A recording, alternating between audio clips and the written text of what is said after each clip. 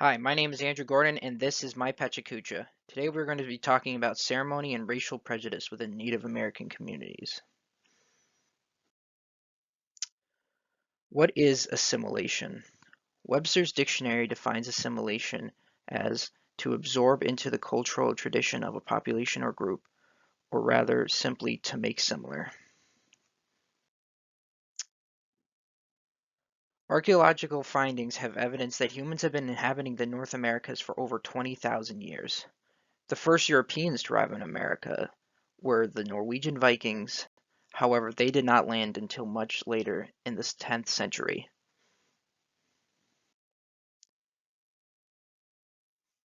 Natives were often at conflict with European settlers. Some relations, however, were better than others. The natives typically maintained a good relationship with French traders. However, relations with English and Spanish settlers were mixed. Many natives fought on opposing sides during the French and Indian War. During the Revolutionary War, again Native American tribes were forced to pick sides. After the war, George Washington wanted to deal with the natives immediately. He wanted to assimilate them to make them part of the country. The president even came up with a six-point plan for the natives, along with Henry Knox, who was one of his generals during the war.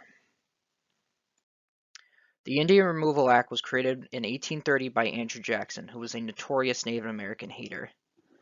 This act called for the forced removal of all Native Americans living east of Mississippi and being forced to the west.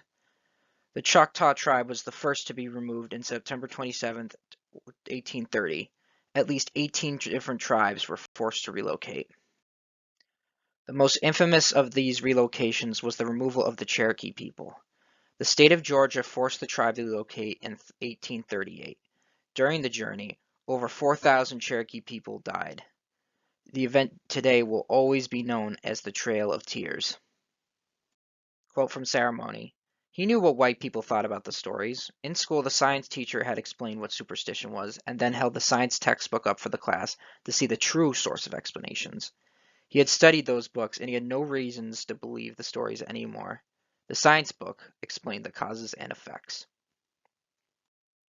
Assimilation schools. The first of these schools to open was the Carlisle Indian Industrial School in 1879, created by cavalry captain Richard Henry Pratt. The purpose of these schools was to indoctrinate young natives into giving away their native identities to become more white. Pratt said he wanted to kill the Indian in him and save the man.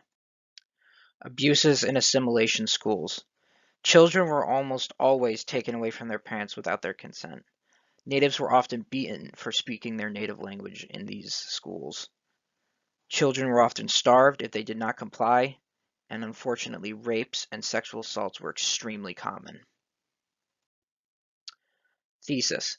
Through the eyes of Teo, Silko is able to convey how much the government and other natives wanted all natives to assimilate, thus destroying their identity and killing their culture. The Office of Indian Affairs was created in March 1824. The purpose of this organization was creating and enforcing the treaties that natives were often forced to sign and that whites would often break. It was originally part of the Office of War, but was later transferred to the Office of the Interior. The Dawes Act. Originally intended to help Native Americans, it would end up having dire consequences. The act broke up reservation land owned by the tribe to instead give to individual families. The government could then purchase that land for a reasonable price. Consequences of the Dawes Act. The Dawes Act did far more harm to the natives than it did to help them. The government would often buy native land for far less than it was worth, then sell it to white settlers. These settlers often increased their land size by just threatening natives and seizing more land for themselves. The Lakota were often fighting with settlers heading on the Oregon Trail. The Black Hills of South Dakota were considered extremely sacred to the Lakota people, and they opposed all mining. In 1868, the U.S. signed the Fort Laramie Treaty, promising no white settlers would live in the Black Hills. 4 years later, gold was discovered, and this treaty was quickly broken. After the breaking of the treaty, the Lakota would continue their conflict with the U.S. government. The Lakota would play a key role in the Battle of Little Bighorn. However, this victory was short-lived when 2,500 soldiers scored victory after victory for the U.S., ending the war in 1877. The Lakota were also the victims of the Wounded Knee Massacre, having over 150 people killed, including women and children.